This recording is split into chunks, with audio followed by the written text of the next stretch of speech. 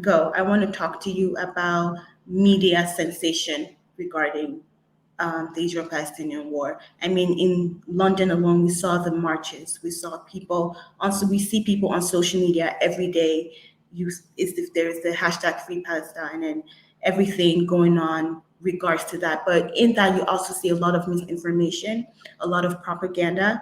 I have two set of questions for you. What are your thoughts on the interest and how do we properly manage the interest on Israel Palestinians as international lawyers and as people who do want to see human rights prevail in this regard?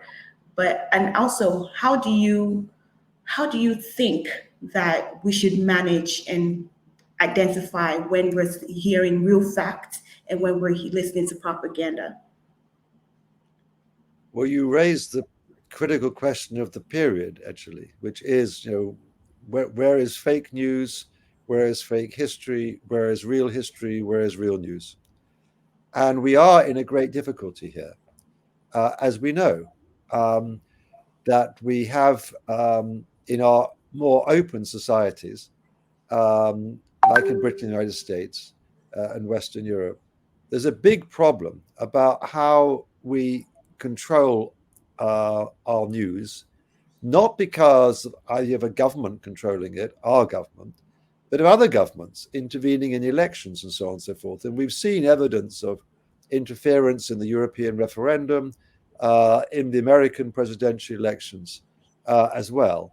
So I think of 2016. So I think we know full well that we are in a world where the question of fact, what is a fact, is something which is highly contested. And part of this is, I am afraid to say, we have a really bad grasp of history. I don't mean you and me, but generally. And I think people are very mystified about what took place and very easily open to manipulation, particularly in the Palestinian-Israeli conflict. But I think it applies to quite a lot of situations where people do not know the history.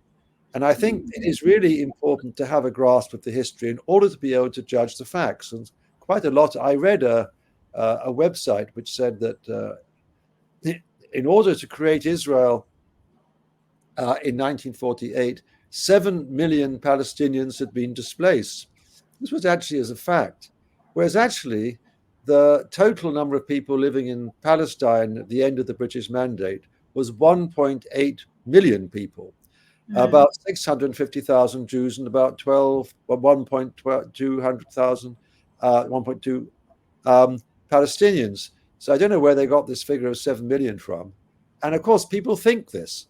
And this is a terrible, it seems a terrible figure.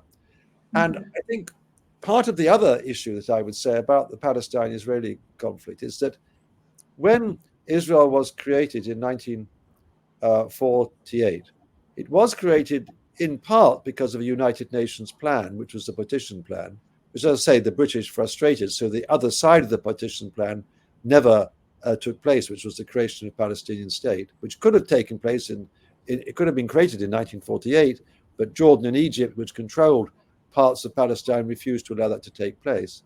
But at the same time, of course, there was a displacement of Palestinians as a consequence of the conflict, between 600 and 720,000 people, undoubtedly. And at the same time, literally, in the eastern part of Europe, or the United Nations, the United Nations states were sanctioning the ethnic cleansing of 12 million Germans who were forced to move from the eastern territories of Germany, which is now Kaliningrad and part of Russia, which had been Königsberg, the city of Kant, Immanuel Kant. Germans had lived there for 800 years. And of course, they were removed from this part of Germany, but also from Poland, from Czechoslovakia, and so on, 12 million, forced to move. And as a consequence, 1 million people died because they were not given any assistance. This, I think, is something as a historical fact, which I often, when people say there's a terrible refugee problem in relationship to Palestinians, which I agree there is, we have to understand that at that time, at that moment, there were terrible things taking place. And some of them we remember and some of them we don't. And I think that's Mhm. part of the problem with the media issues that you raised today, is that I am all in favor of the concentration on the Palestinian-Israeli conflict, but what I despair is where was the attention, media attention on the Yemen civil war? 200,000 people died. Yes. Famine was absolutely rife. It was one of the worst Yes. humanitarian situations we have faced, and yet there was very, very, very little attention on it. And I think it's not that we should have less attention on Palestine and Israel. We should have more attention on other things. Yes, 100%. I think during that media frenzy, a lot of places where there's conflict in Africa were like, wait a minute, something's happening here too. How do we balance? It's just, I think my opinion on this is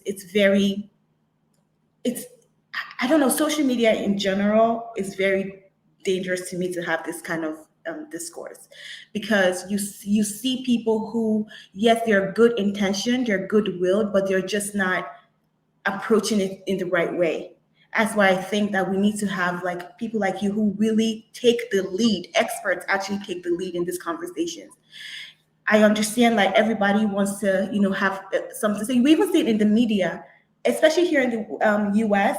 Depending on what TV channel you tune into, there are two completely separate things happening in the Middle East right now. So we need experts leading the discussions. Even I sometimes, I'm not an expert in Israel-Palestine conflict. I have to take a step back and say, you know what, I don't know. My opinions are not based on any an expertise. They're just based on what I'm seeing and the little I know from attending your class and like, learning it and such.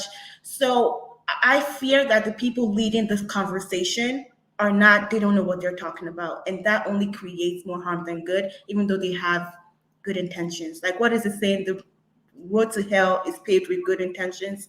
Yeah, so I'm very wary of what's going on. I want you to bust some myths for us because I think language is also important. And I read a article of yours where you said what's going on. People use apathy to describe what's going on in this context. So I wanted to talk to you about some of the buzzwords we're hearing and seeing if it applies here. You could just give like, rapid fire answers so you can. I know we're past the time. Is what is going on in this conflict? Is it a genocide? But I think this is a really important question. As you know, the definition of genocide is the intent to destroy in whole or part an ethnic, religious, national, or racial group as such. And as we know from the cases of Bosnia, Herzegovina, and Yugoslavia at the International Court of Justice, and from some of the cases at the International Criminal Tribunal for the former Yugoslavia, I think of the Kristic case, we know that the courts have a very high bar as to what is genocide. And I think that the idea that the Israelis are trying to destroy in whole or part the Palestinians is wrong. And I agree with Aaron Barak, who is the Israeli ad hoc judge on this case at the International Court of Justice, where he says the real framework we should be looking at, the legal framework, is international humanitarian law. Mm-hmm. I think this is the real problem that we have. We need to be looking at, and I think with this new issues which have arisen, international law works on the basis that parties act in good faith. And we know what the international humanitarian law says. It says two principles, really. You must distinguish between civilians and combatants, and you must only use military action which has a realistic possibility of achieving its goal. And those two principles, which are contained in different ways in the Hague Conventions and the Geneva Conventions, are very clear. The problem we have, I think, in the Gaza situation is we have an organization, Hamas, who completely ignores this. And what we don't have in international law, in my view, is the right answer, which is how you deal with a a party to a conflict who ignores international law completely. They do all the things that they're not supposed to do. They launch attacks from civilian areas. They use protected buildings, schools, mosques, United Nations offices, and so on and so forth for military purposes, all of these things. And though I have absolute suspicion of some of the military activities of the Israelis, I mean, I don't mean the overall action, but the individual military operations, I do see that we haven't actually got a legal answer to the question of how parties to conflict deal with the other party who completely ignores the laws and customs of war. And so I think that's a much more important question. And I think the use of the term genocide is dangerous because I think it becomes political rhetoric. And I think it doesn't focus upon what we actually really need to concentrate on, which is how we implement international humanitarian law. Yes. I remember the first few months of me attending your class and being in law school, I remember I would say things like, oh, that must be genocide, that must be ethnic cleansing. And what you and other professors will always say is go back to the law and you have to check the framework. You can't just use buzzwords because then you cheapen the word. You have to make sure that it aligns with what the law says it is. So we can't go through all the whole list because it's a lot, but I would just encourage viewers not to fall into the trap of, oh, it must be ethnic cleansing, oh, it must be genocide, but really deeply look into those resources and that are available on the internet. You don't have to be a lawyer to be able to check, look at the genocide convention, the conventions. They have it free in the United Nations website and really read it for yourself and understand, what it is and how it applies to this situation. If I'm correct. Okay, I know I said last, but I want to talk to you about one last thing. Because you work on a college campus, on a university campus, well, you're British. What do you think about censorship? And there is an idea of if one speaks or criticizes the Israeli government, they are, branded as anti-Semitic. What are your thoughts on that? Because we've seen a lot of people get canceled, fired from work. A lot of students are being censored. Do you think this is helpful? What is the best approach for us to take in this regard? We are in a very difficult situation here. Of course, I agree with free speech and I agree with academic freedom, of course.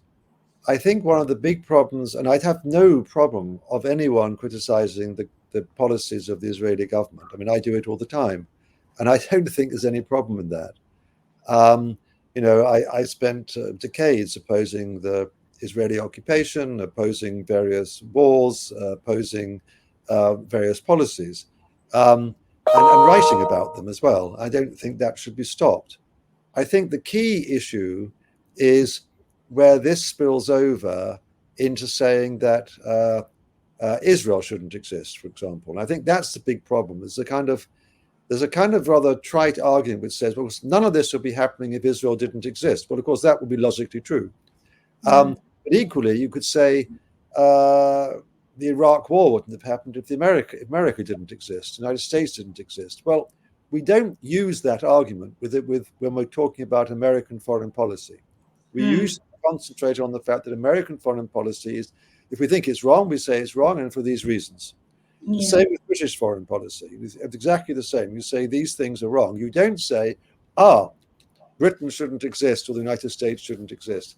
And I think that's the problem, is when it spills over into that kind of rhetoric. Also, I think one of the big problems about the current atmosphere in some, not the majority, I think, but in some campuses in the United States and in Britain, is that there has been some level of intimidation of Jewish students, which I don't, which obviously is in principle wrong, but also it doesn't really help the cause.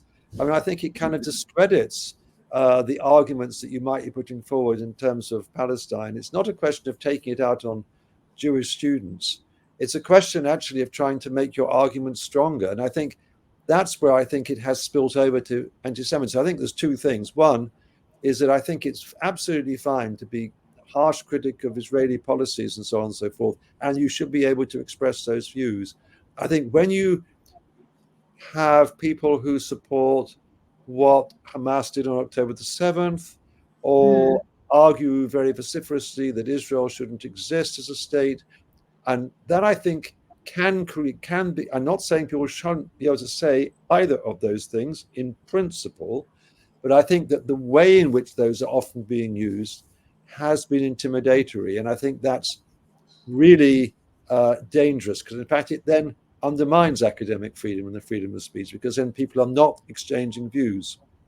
And I think I've noticed this in some clips I've seen of exchanges in campuses, where basically instead of people speaking to each other, they're kind of denouncing each other.